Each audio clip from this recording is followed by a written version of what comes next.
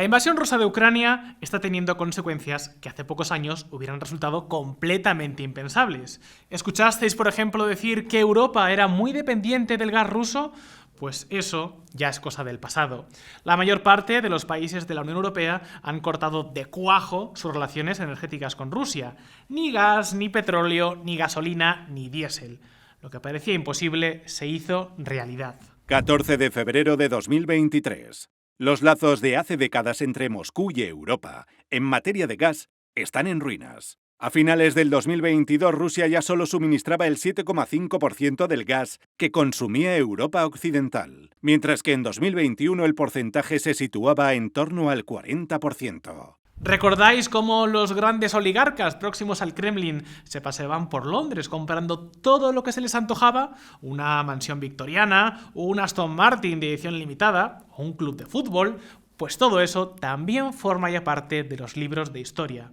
Claro que la crisis militar, humanitaria y política que ha desatado Vladimir Putin también está teniendo otra consecuencia potencialmente mucho más importante.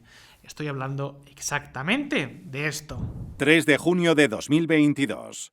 Alemania aprueba un fondo de 100.000 millones de euros para modernizar sus fuerzas armadas. 30 de enero de 2023. Polonia aumentará su presupuesto de defensa al 4% del PIB. Varsovia ha anunciado planes sin precedentes para aumentar el gasto militar y de seguridad tras la invasión rusa de Ucrania. 16 de diciembre de 2022. Japón duplica su gasto militar con la mirada puesta en China. Y estos son solo 3 ejemplos. La invasión rusa de Ucrania ha desatado una enorme carrera militar. De repente, cada vez más gobiernos están anunciando más y más planes para impulsar el gasto militar. Pero, ¿puede servir todo este nuevo gasto como una especie de estímulo económico? ¿Hasta qué punto es importante el gasto militar para cosas como la I+D? ¿Puede convertirse en un revulsivo para las economías y las empresas? Queridos amigos, amigas, bienvenidos a Si lo hubiera sabido. Arranquemos.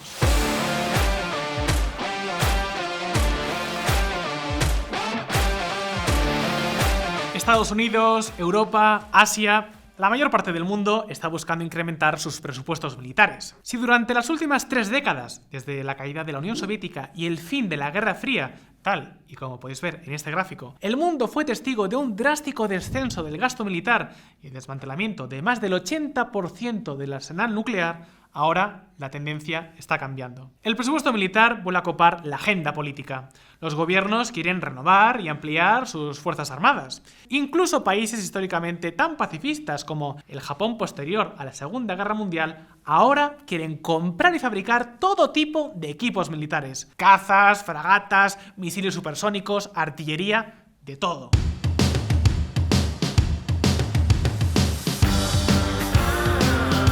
Hablamos de un esfuerzo inédito desde que la Guerra Fría llegó a su fin. Y, queridos amigos, amigas, ¿sabéis qué significa este cambio de mentalidad? Pues sobre todo, dinero. Muchísimo dinero. Los ejércitos y los equipos militares no son algo precisamente barato. Fijaos. El gasto militar mundial supera por primera vez los 2 billones de dólares. Concretamente hablamos de 2,1 billones de dólares hispanos, el 2,2% del PIB mundial. Y esto fue en 2021, cuando la guerra de Ucrania todavía no había comenzado. En los próximos años es casi seguro que esta partida se incrementará en varios cientos de miles de millones de dólares más. Y la pregunta es, ¿en términos económicos esto es una buena o una mala noticia? Pues depende.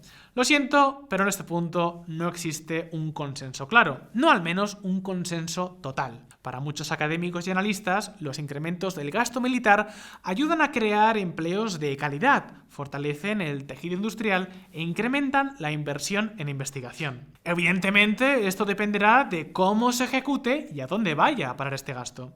Digamos que no es lo mismo pagar el salario de más soldados que destinar el dinero a comprar armas a un país extranjero o a impulsar el desarrollo de tecnologías locales.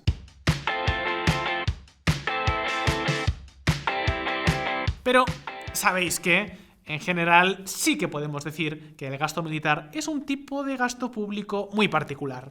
Un tipo de gasto que puede llegar a tener tres importantes ventajas. La primera es que es muy intensivo en equipos y suministros producidos por empresas privadas de corte industrial. Segundo, suele destinar muchos recursos no solo a impulsar la producción industrial, sino también la investigación aplicada. Es decir, gasta dinero para crear nuevas tecnologías que puedan utilizarse lo antes posible en productos y servicios concretos. Y tercero, como el proceso industrial militar es muy intensivo en capital y por tanto, para que sea rentable hace falta fabricar en masa, a la hora de apostar por desarrollar un determinado equipo, se suele tener muy en cuenta el potencial que tiene para ser exportado. Es decir, que el proceso tiene en cuenta criterios comerciales. Pues bien, estas tres son características que permiten que, haciendo un análisis frío de números, el gasto militar tenga el potencial de ser relativamente eficiente, o por lo menos más eficiente desde el punto de vista económico que otros tipos de gastos. Pensad, por ejemplo, en cosas como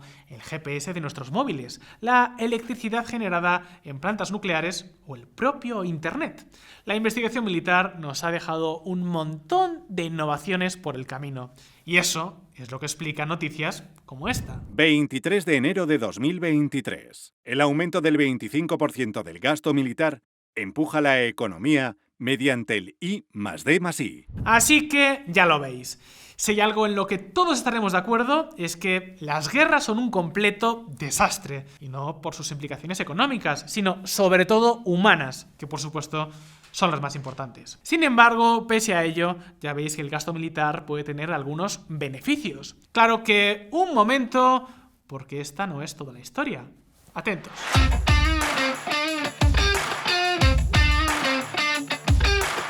El gasto militar puede ser muy importante, incluso imprescindible para garantizar la seguridad de un país. Sin embargo, como os podéis imaginar, también tiene costes. Es verdad que puede contribuir a desarrollar un montón de tecnologías y que pueden ser incluso más eficientes que otros tipos de gasto, pero eso no lo convierte, ni mucho menos, en la panacea. Un reciente estudio del Departamento de Economía de la Universidad de Oklahoma ha abordado esta cuestión de una forma bastante original. En lugar de fijarse en cómo afecta a la economía el incremento de gasto militar, ha estudiado el caso contrario. ¿Qué ocurre cuando un país reduce su apuesta militar? En total, el estudio, liderado por el profesor Anthony Mayberry, ha estudiado el caso de 147 países entre 1960 y 2019. ¿Queréis saber cuáles han sido sus resultados?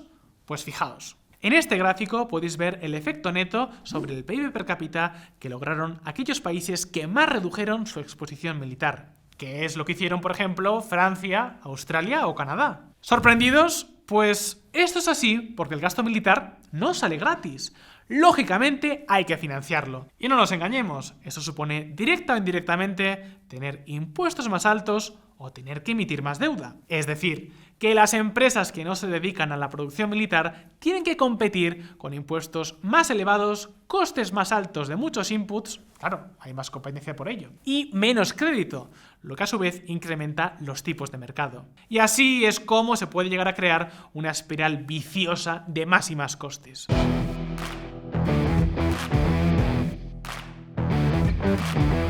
Y eso ni siquiera es todo.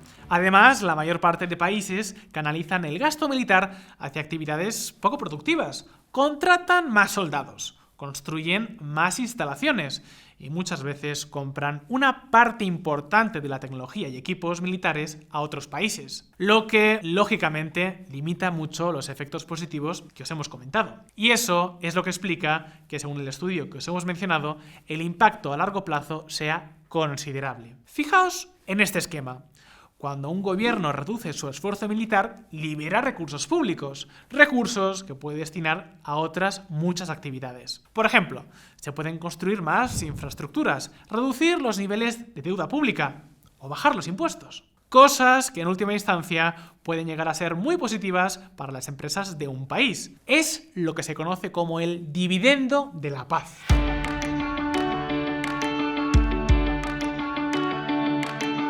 Un concepto el de dividendo de la paz, que Como anécdota, os diré que llegó a formar parte de la campaña del presidente norteamericano George Bush padre en 1992. Además, según varios estudios, cuando se reduce el gasto militar, tanto la inversión en I+D como en capital se reorientan hacia el mercado, lo que permite mejorar la productividad de un país. Por verlo claramente, digamos que sería algo así como cambiar la producción de tanques por tractores o máquinas.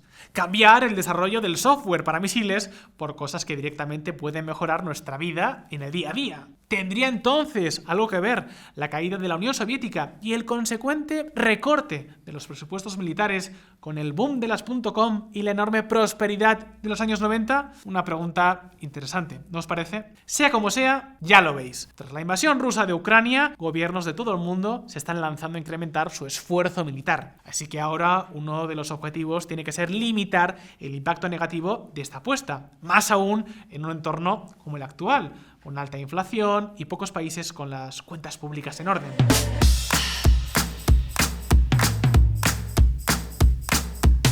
Resumiendo, el gasto militar puede tener efectos positivos, pero ojo, porque si no se gestiona bien, el resultado puede terminar siendo un dolor de cabeza para la economía. Y no lo dudéis, si afecta a la economía, también afectará a nuestro día a día. Hay que buscar beneficios más allá de los que obtengan las empresas de defensa, las cuales, por cierto, tras una década brillante, se han pasado los últimos 5 años prácticamente planas. Pero ahora, llegados hasta aquí, turno para ti. ¿Crees que el incremento del gasto militar es una buena idea? ¿Cómo crees que debería financiarse y a dónde deberían destinarse los fondos? ¿Qué países crees que más se beneficiarán de esta nueva corriente? Déjanos tu respuesta en los comentarios y abramos debate. Si este vídeo os ha resultado interesante, no olvidéis darle al botón de like y, por supuesto, suscribiros así lo hubiera sabido para estar al tanto de todas nuestras novedades. Muchas gracias por estar ahí. Un saludo y hasta la próxima.